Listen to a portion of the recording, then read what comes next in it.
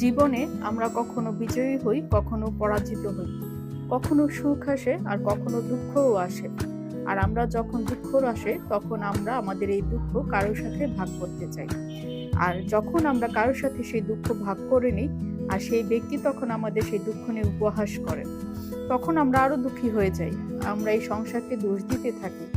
আসলে সংসারে কোনো দোষ নেই, ভুল আসলে আপনার, যে আপনি কোনো কুপাত্রকে নির্বাচন করেছেন দুঃখ ভাগ করার জন্য।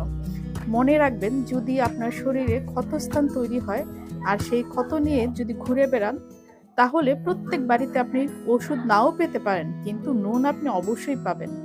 তাই তাই আপনি দুঃখ পেলে শুধু সেই ব্যক্তির কথা মনে করুন যারা আপনার দুঃখ, আপনার যন্ত্রণাকে বুঝতে পারবে, যারা আপনার সহায় হবার জন্য প্রস্তুত, আপনাকে সাহায্য করার জন্য প্রস্তুত, আপনাকে অনুপ্রেরণা দেওয়ার জন্য প্রস্তুত।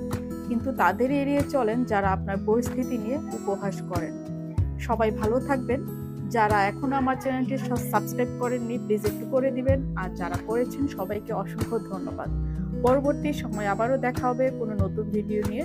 সেই পর্যন্ত সবাই ভালো থাকুন। ধন্যবাদ।